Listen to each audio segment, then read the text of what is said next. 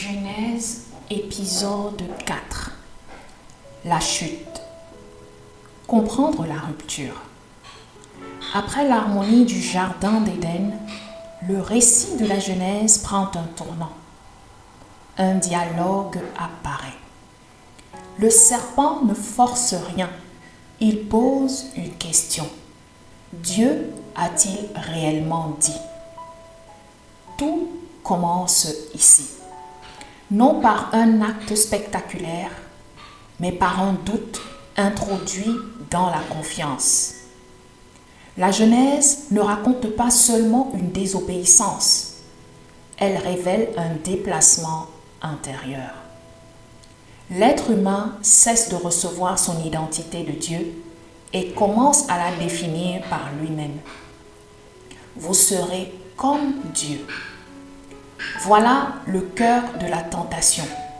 Non pas seulement désobéir, mais devenir autonome. Décider par soi-même ce qui est bien et ce qui est mal. Le fruit devient alors le symbole de cette indépendance.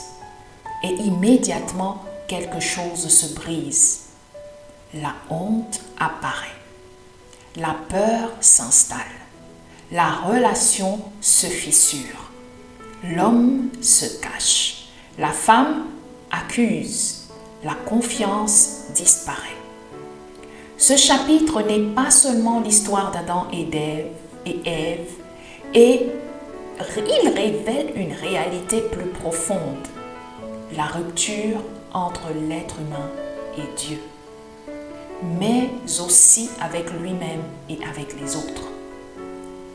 Chaque fois que l'homme choisit l'autonomie plutôt que la confiance, la même fracture se reproduit. Mais au cœur de cette scène, un détail demeure. Dieu appelle. Où es-tu?